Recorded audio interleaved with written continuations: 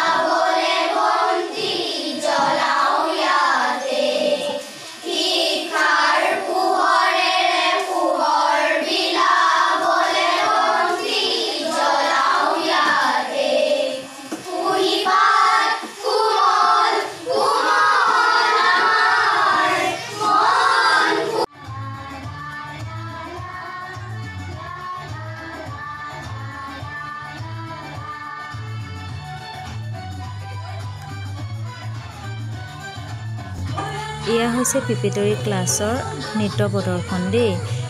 চাওকচোন, প্ৰথম আহিছে স্কুলখনলৈ আৰু প্ৰথমেই ষ্টেজত উঠিবলৈ পাইছে। কিমান যে ফূৰ্তি পাইছে তেওঁলোকে, আৰু তেওঁলোকক মানে প্ৰথম এইবাৰ ষ্টেজত উঠোৱা হৈছে, সেইবাবে সকলোৱে মানে মন মোহিত কৰি পেলাইছে। কি ধুনীয়াকৈ সুন্দৰকৈ নৃত্য পৰিৱেশন কৰিছে চাওকচোন এবাৰ সকলোৱে দেই।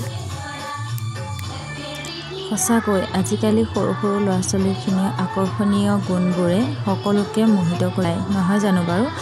আৰু চাওকচোন, বহুত ধুনীয়া হৈছে তেওঁলোকৰ প্ৰতিভাসমূহ যে। আৰু স্কুলৰ শিক্ষক শিক্ষয়িত্ৰীলৈ বহুত ধন্যবাদ দেই।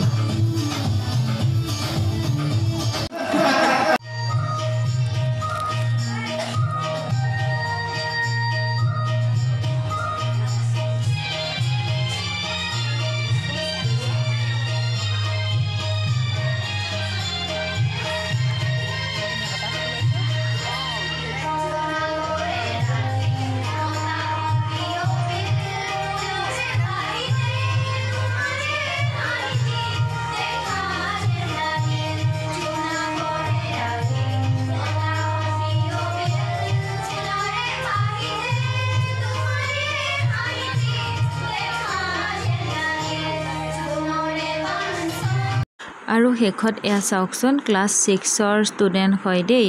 বহুত সুন্দৰকৈ তেওঁলোকেও পৰিৱেশন কৰিলে আৰু সঁচাকৈ বহুত আকৰ্ষণীয় হৈ পৰিছিল অনুষ্ঠানটো।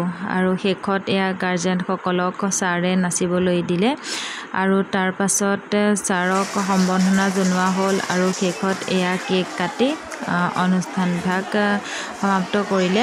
ষ্টুডেণ্টে মানে কেক গোটাই ছাৰক টিচাৰ্ছ ডে পালন কৰিবলৈ সকলোখিনি আৰম্ভ কৰিলে। শেষত সম্বৰ্ধনা পত্ৰৰে সম্বৰ্ধনা জনাই অনুষ্ঠান ভাগি সমাপ্ত কৰিলে। আৰু যদি ভিডিঅ'টো ভাল লাগিল লাইক, কমেণ্ট আৰু ছাবস্ক্ৰাইব কৰি দিবলৈ নাপাহৰিব। আজিলৈ বাই।